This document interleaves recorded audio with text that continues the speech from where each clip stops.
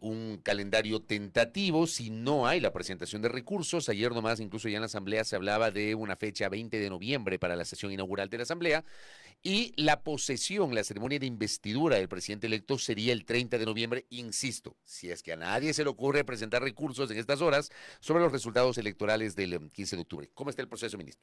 Dos partes.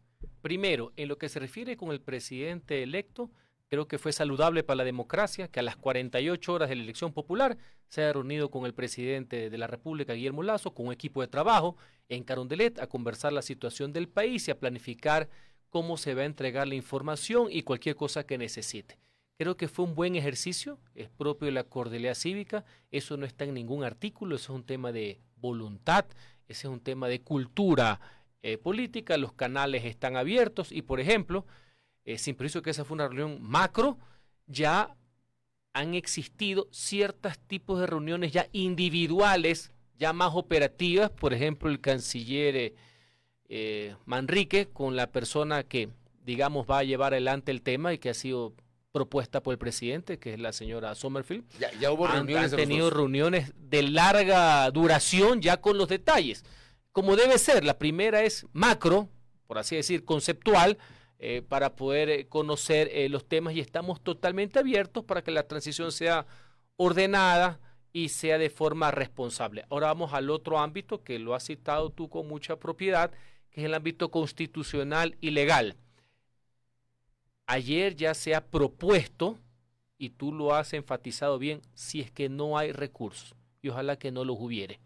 Creo que en general las elecciones, tanto en primera vuelta, las del 20 de agosto, como en segunda vuelta, el 15 de octubre, fueron transparentes en líneas generales. O sea, ya que siempre hay algún tipo de problema, el país durmió tranquilo, con autoridades electas, con finalistas el 20 de agosto, con un presidente electo el 20 de octubre, con sendos discursos de concesión, lo cual me pareció muy bien por parte de la persona, la candidata que fue derrotada. Y en la primera vuelta, no sé si te acuerdas, Fabricio, quienes quedaron terceros y cuartos, inmediatamente reconocieron y apoyaron, lo cual, eso está bien, eso habla bien del sistema democrático, pese a todos los avatares que hemos vivido y quienes querían generar algún tipo de caos. Entonces, si no existieran impugnaciones, que es un supuesto que se va a dar máximo en dos días, hay una propuesta que es la entrega de credenciales 13 al último asambleísta nacional y el exterior, 15 presidente de la República, 20 instalación de la Asamblea Nacional y como dispone el artículo 144 de la Constitución y la Ley de la Función Legislativa y el Código de la Democracia, hasta 10 días, es decir, el 30 de noviembre sería la posesión del nuevo presidente. Yo creo que está ajustado a la Constitución, a la ley, y es una muy buena propuesta que yo en lo personal y como gobierno respaldamos. Creo que es el tiempo adecuado y habría que trabajar en esa línea. Ahora, nosotros no tenemos ningún problema porque esto emana de la Asamblea del Consejo Nacional Electoral, nunca del gobierno que está por terminar. Ahora bien, dicho esto y tomando en cuenta esa previsión, estamos hablando de que ustedes están entrando al último mes de gobierno, estamos 27, ya este mes se acaba, tendrían noviembre como el último mes de gobierno. Pero es un mes complejo desde el punto de vista de que hoy, entiendo que a esta hora ya comenzaron los racionamientos de energía. Sigue la situación de inseguridad y siguen enormes cuestionamientos de una buena parte de la opinión pública a las políticas de gobierno en varios rubros. ¿Cómo percibe usted el ambiente hacia el exterior, saliendo obviamente de los pasillos del ministerio, de los pasillos de Carondelet, lo que está pasando en el Ecuador real, en donde el presidente está enfrentando una situación muy compleja, ministro Cucalón? Varios temas. Primero, en cuanto a la fecha, nosotros siempre nos preparamos en esa línea. Usted lo dijo en alguna ocasión el 30 de noviembre. Siempre lo dije, eran 6 meses y pico, no se podía más menos. Casi como pitonizo, dijo usted. Inclusive, los planes de ejecución de obras y servicios siempre estuvieron cortados al 30. Por ejemplo, yo estoy seguro que hasta el 30 nosotros habremos entregado 8.000 viviendas gratuitas a lo largo y ancho de todo el país a través del Ministerio de Vivienda, básicamente a personas vulnerables, de escasos recursos, madres solteras, jefas de hogar, porque todo lo hicimos cortado al 30, por así decir, inclusive las unidades ejecutivas que se van a entregar, los hospitales, lo que está haciendo el ministro César Rón, todo estaba al 30, así que esa parte no me preocupa. Como toda administración pública, estimado Fabricio, siempre el último mes son complejos por la situación macro del país, siempre, antes de las redes sociales, el WhatsApp. Acuérdate los 30 últimos días de cualquier gobierno, ya sea que dure 4 o ya sea en este caso por elecciones anticipadas 2 años y medio. Muchas veces hay la crítica que la burocracia, el sector público se pone más lento porque existe esta dualidad entre el presidente que está por terminar y un gobierno electo. Lo importante, existe la voluntad de seguir trabajando con ahínco hasta el último día sobre los grandes temas que hay, tanto en obras como servicios, como lo que has tocado, que yo no me dejo llevar por los pasillos ministeriales. La ciudadanía me conoce, yo he estado permanentemente en los medios de comunicación, no he dejado de asistir jamás, donde he recibido peticiones, las críticas como debe de ser, canalizar las angustias ciudadanas, dar cara, dar frente, aceptar errores cuando ha tenido que hacerlo, precisar cuando ha habido que precisar. Así que yo he estado en contacto permanente con la ciudadanía y en eso los medios de comunicación siempre para mí han sido vitales, ¿no? Hablemos de aceptar errores. Lo que está pasando a nivel eléctrico, más allá de la falta de lluvias en el Austro, más allá de que había que encomendarse a Diosito, y ahí utilizo una palabra que utilizó el propio ministro de Energía y Minas. ¿Aquí no hay una falta también de previsión, ministro? ¿No ese es un error? Le pregunto a usted. Yo no he utilizado jamás esa frase, sí. Pero dos de sus compañeros de gabinete la han usado, ¿ah? Yo no. El uno para que llueva, el otro para que no llueva. Yo no. En todo caso, mire, así como en el tema del fenómeno del Niño, en cuanto a las lluvias, en cuanto a todo lo que era destrucción de vialidad, se han tomado todas las medidas correspondientes. Acuérdense, de mayo, junio se cometieron todos los comités de emergencia, el tema del financiamiento, y parecería que en esa parte, ojo, porque aquí hay una supuesta contradicción en cuanto al tema del fenómeno. Por un lado sequía y por otro lado se iba a haber un invierno peor que el del 83 y peor que el del 97, que hasta el momento no se ha dado, pero el Estado se puso a trabajar, se puso a articular, gobiernos seccionales, normativas, decretos, leyes, financiamiento, trabajo con la Secretaría de Riesgo, etcétera. Hubo una planificación, existe una planificación y eso está marchando. En el otro, tú lo has citado con mucha propiedad. Hay un cúmulo de errores del Estado desde hace décadas, sí. Y hay también problemas que han suscitado acá, porque a lo mejor en el tema del cambio, como dijo ayer el ministro, del cambiar el modelo estatista al modelo privado, tantas cosas sucedieron y más este hecho natural, que es la peor sequía, y todo lo demás que ya se conoce, porque la ciudadanía lo que quiere es, no quiere más problemas, aceptar los errores. Ni tampoco excusas. Y tiene toda la razón. Por eso le pregunto, ¿ustedes no son críticos, autocríticos sobre errores que pudieron haber cometido? Te estoy diciendo que hay que aceptar eso ahí, sin perjuicio de un tema que es de fondo, de un tema de generación y todo lo que ha pasado, por qué Coca-Cola Sinclair no funciona, por qué Toacho Pilatón, todo lo que sabemos, más también la parte de culpa. Pero se planificó. Pero por eso le estoy diciendo, o sea, hay todo eso, más el actual, gratis no la va a sacar nadie y no la podemos sacar. Lo importante, aceptando eso, del Estado en general y del gobierno en particular, yo no estoy aquí para rehuir responsabilidades, mi querido amigo, bueno, tomar ahora esas políticas, esa planificación, esas decisiones, que ya no solamente era comparable al hermano país de Colombia, que también está superando o está viviendo estos problemas, por así decir, otro tipo de contrataciones en emergencia, el comité permanente que se ha dado para que esta situación no pase a ser de excepción, pase a ser una regla, porque hay una afectación enorme a los ciudadanos. Comprendo la indignación, también al sector productivo, más allá que hay algunas cuestiones en paralelo, el sector industrial trabaja mucho con el diésel, etcétera, hay todas las provisiones al respecto, pero sí, hay que trabajar más fuerte que nunca entre esto y con la transición del gobierno. Esto es una cosa que siempre le preocupó al presidente electo Noboa, me parece muy bien, para que lo antes posible, más allá que el ministro ayer hizo una previsión X, por lo menos los primeros días de diciembre, algo dijo en la rueda de prensa, pero lo antes posible esta situación se pueda normalizar. Ahora bien, ministro, usted señalaba que en el último tramo del gobierno van a continuar con esa planificación, entrega de obras, etcétera, pero me saltan algunas dudas. Por ejemplo, la semana anterior, el presidente Lasso participa de una ceremonia de entrega de camionetas a la Policía Nacional.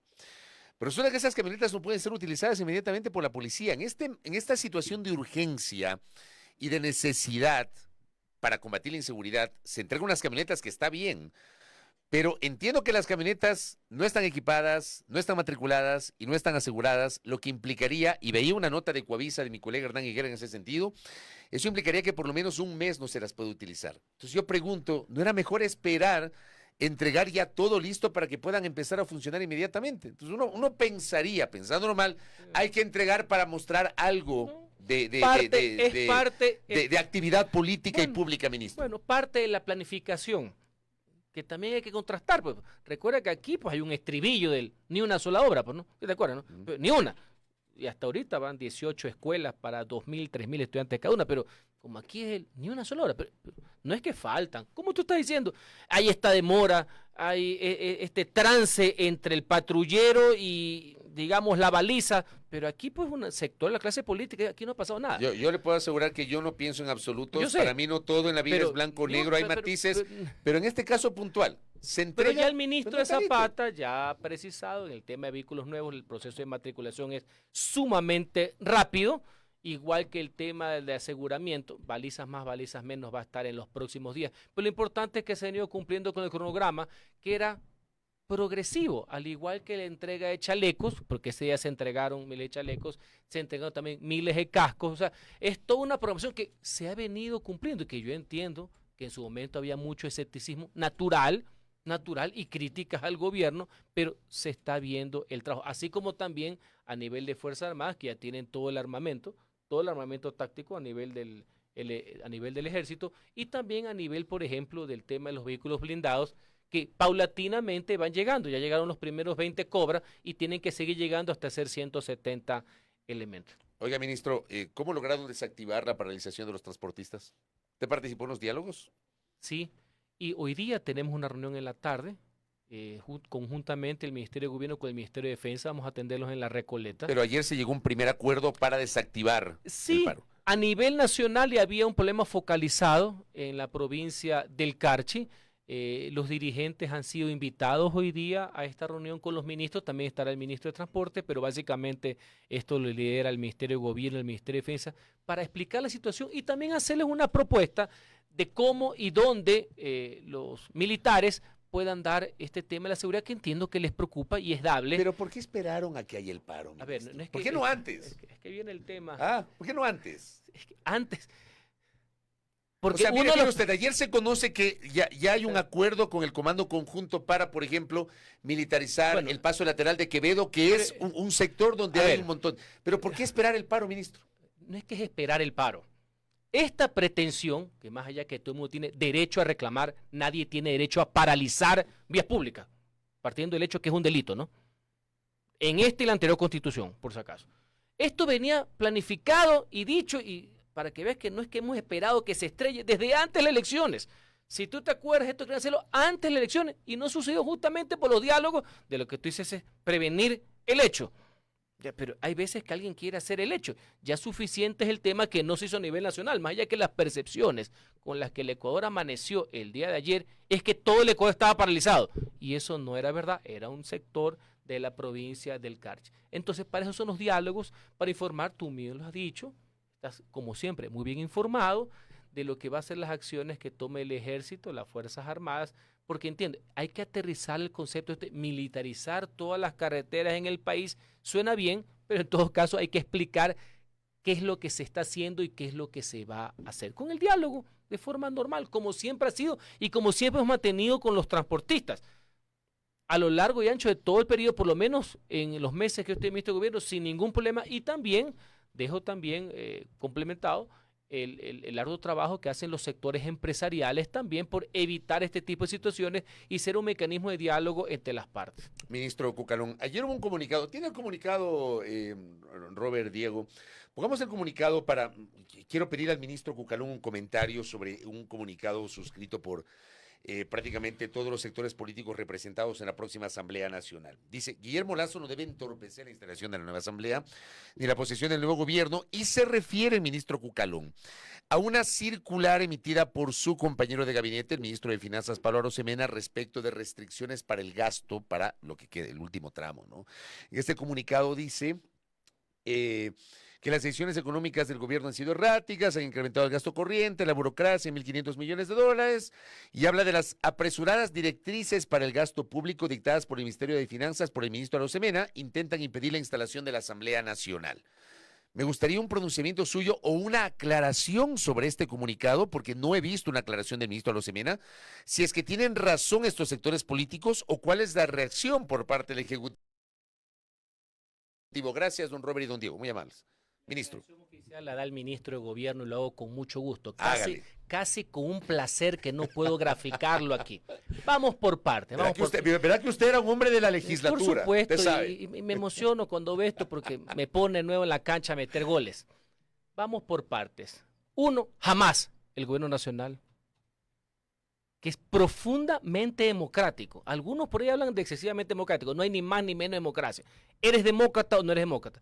Jamás ha sido nuestra intención entorpecer el proceso electoral. Tanto así que de la disposición de la disolución de la Asamblea y la elección anticipada se ha venido cumpliendo a rajatabla las fechas, todo, absolutamente todo un proceso difícil, en poco tiempo, que ha sido inclusive felicitado por los delegados y los observadores de la OEA. Todo a rajatabla, ni un día más, ni un día menos, no corresponde. Inclusive, en algún momento cuando habían aspiraciones de angustia, de que había que suspender las elecciones, cuando fue el tema del magnicidio de Fernando Villavicencio, siempre estuvimos para decir, no, esto se cumple. La mejor forma de honrar la memoria de Villavicencio es acudiendo a las urnas. Ni un día más, por si acaso. Así que en el plano político conceptual nunca ha existido la intención o acción del gobierno para prorrogarse, para ver cómo es que te quedas un día más. No existe, no hay una sola declaración del presidente de la República ni el ministro de Gobierno que vaya en esa vía. Y creo que la gente seria del país, creo que nos reputa de demócratas cabales. Ahora vamos al comunicado ya en el detalle. Esas resoluciones, esas medidas que ha tomado el Ministerio de Finanzas, para quienes conocemos el derecho público, sabemos que son para el gobierno central, ministerios. Yo sé que en otras épocas los gobiernos pensaban que eran jefes los alcaldes, jefes de la función ejecutiva. No, señores, esas normas que son de gasto público, sí, porque hay que achicarlo, es para el gobierno central. Un buen abogado como el maestro que estuvo aquí antes de mí lo puede decir pues en media línea. Los gobiernos centrales no ordenan a la función del Estado lo que tienen que hacer con su manejo administrativo. Así que en eso también tranquilidad absoluta. Los asesores de quienes firmaron ese comunicado, y hay muy buenos asesores parlamentarios, expertos en derecho administrativo, en derecho constitucional, lo deben saber y yo se lo ratifico porque algo sé y he dedicado 25 años de mi vida al servicio público. Esto para mí no ha sido un accidente. Entonces esto no afecta a la legislatura, en general, ni a la función judicial, ni a transparencia y control social. ¿Dónde está el tema? Aquí viene la tercera cuestión que le llaman del entorpecer. Una vez que se cesó a la Asamblea, obviamente no es lo mismo que estuviera en funcionamiento. Inclusive la prensa hizo sendos artículos de la preocupación que tenía de cómo habían empleados o nóminas cuando el Congreso no estaba trabajando. Ahora que ya hay una fecha, que sería el 20 de noviembre, ahora, y yo he estado trabajando al respecto, entre el Ministerio de Finanzas y el Administrador General que se reúnen hoy día, van a existir todos los fondos y los recursos correspondientes a la ley para que tengan estos, ellos puedan ahora sí contratar al personal que necesitan para poder funcionar. Pero eso es ahora, no en los últimos 6 meses, porque lo que antes era crítica, ahora no ha de ser que sea pues un tema a saludar.